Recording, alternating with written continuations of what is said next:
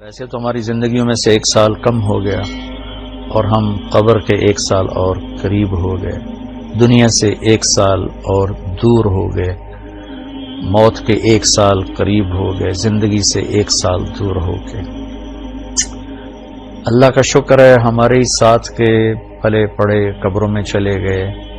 ہماری سانسیں باقی ہیں، اور وقت ایک بہت بڑا قیمتی سرمایہ ہے۔ تو یہ نیا سال اللہ نے ہمیں دیا ہے، ہم اس کی قدر کریں، ہم اس کی قدر کریں، ہم اس کے اندر کچھ نیکیاں بھر لیں۔ اللہ تعالیٰ نے وقت کو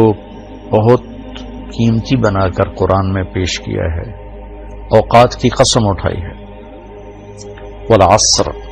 خاص طور پر عصر کے وقت کی قسم، اور یہ قرآن کی آخری صورت ہے،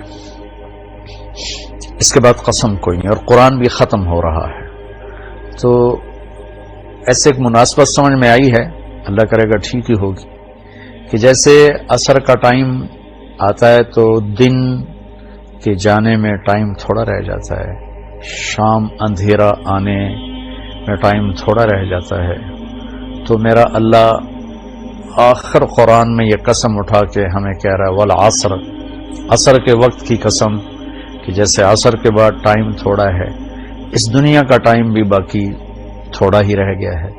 تمہاری زندگیوں کا بھی ٹائم تھوڑا ہی رہ گیا ہے، جو کرنا ہے وہ جلدی جلدی کر لو اور غفلت سے نکل آؤ۔ اور 4 کام بتائے ہیں اللہ تعالیٰ نے والعصر کی قسم اٹھا کر۔ ایک، ایمان لے آؤ، الا الذین آمنوا، شکر ہم ایمان والے ہیں، وعملوا الصالحات، دوسرا اچھے کام کرو، نیک کام کرو، کبیرہ گناہوں سے بچو، ہو جائے توبہ کر لو، ہم کوئی مشین نہیں، اوپر نیچے ہونا انسانی فطرت ہے، ہو جائے گناہ توبہ کر لو، وتواصوا بالحق، ایک دوسرے کو حق کی بات کرو، تبلیغ کرو، جو تبلیغ کا کام، وتواصوا بالصبر، ایک دوسرے کو صبر کی دعوت دو، اس کے لیے تیار کرو۔ تو اللہ نے ٹائم کو قیمتی کر کے پیش کیا ہے، قسم اٹھائی عصر کی، والشمس وضحاها، اللہ تعالیٰ نے چڑھتے دن کی قسم اٹھائی، واللیل اذا یغشی، اللہ نے رات کی قسم اٹھائی،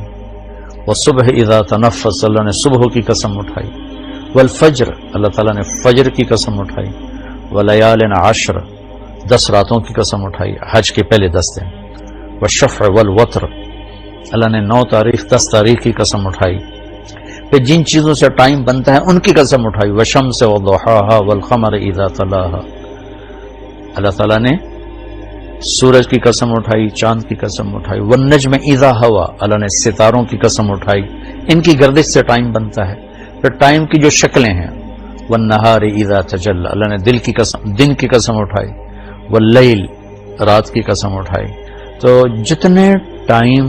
فگر ہیں بڑے، ان سب کی اللہ نے قسم اٹھائی ہے، دن کی، رات کی، عصر کی، چڑھتے دن کی، پھر خاص راتوں کی، صبح کے وقت کی، صبح صادق کے وقت کی، فجر کے وقت کی، پھر حج کی 10 راتوں کی، پھر حج کے 9 تاریخ کی، پھر عید کے دن 10 تاریخ کی۔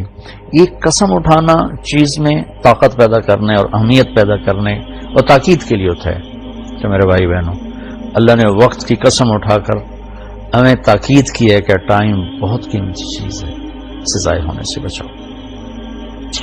کم از کم یہ ہے، اگر ہم نیکی نہیں کر سکتے تو کوئی گناہ نہ کریں، اور ہم بشر ہیں، گناہ ہو جائے تو توبہ کریں گے تو انشاءاللہ اللہ اپنے فضل و کرم سے معاف فرما دیں گے۔ تو نئے سال کا استقبال تو ہونا چاہیے شکر کے ساتھ، لیکن مغرب کی آندھیوں نے ہمارے بہت سے چراغ بجھا دیے، اور ہم بھی اس رات کو اس طرح مناتے ہیں جیسے وہ مناتے ہیں جن کے سامنے نہ جنت ہے، نہ جہنم ہے، نہ آخرت ہے۔ وہ تو بیچارے معذور لوگ ہیں، انہیں پتہ ہی کوئی نہیں، یعلمون ظاہرا من الحیات الدنیا وہم عن الآخرۃ ہم غافلون، انہیں آخرت کا پتہ نہیں، صرف یہی دنیا کو جنت بنانے کے چکر میں ہیں، تو وہ کر رہے ہیں۔ لیکن ان کی نقل میں ہماری نسل بھی راتوں کو اٹھ کر 12 بجے کیا کیا کیا کیا نافرمانیاں کرتے ہیں، میں نے چونکہ وہ دور بھی دیکھا ہے، کالج کا دور بھی دیکھا ہے،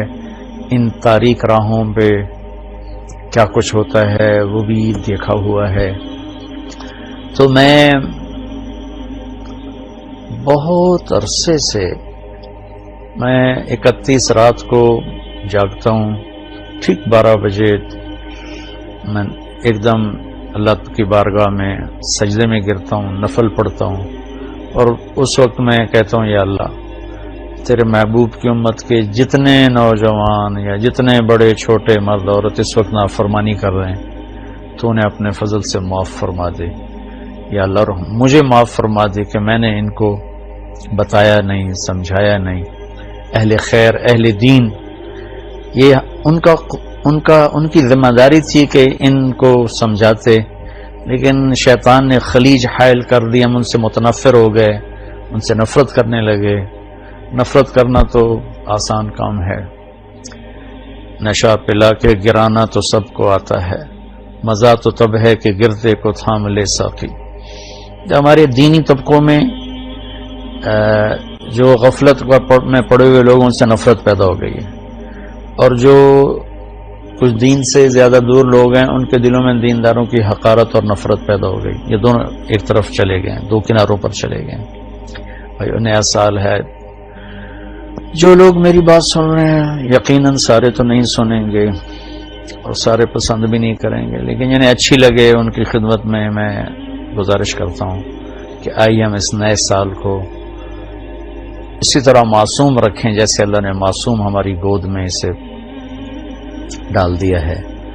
ہم اس میں آپس کی نفرت سے بچیں، فرقہ واریت سے بچیں، دھوکے سے، فراڈ سے بچیں، جھوٹ سے بچیں، ظلم و ستم سے بچیں، چوری ڈاکے، زنا، شراب، جوئے سے بچیں، رشوت سے بچیں، سود سے بچیں، کھوٹ سے بچیں،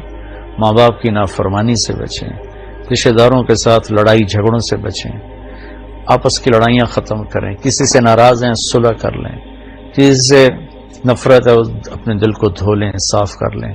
کسی کا بغض ہے صاف کر دیں، کسی نے زیادتی کی ہے معاف کر دیں،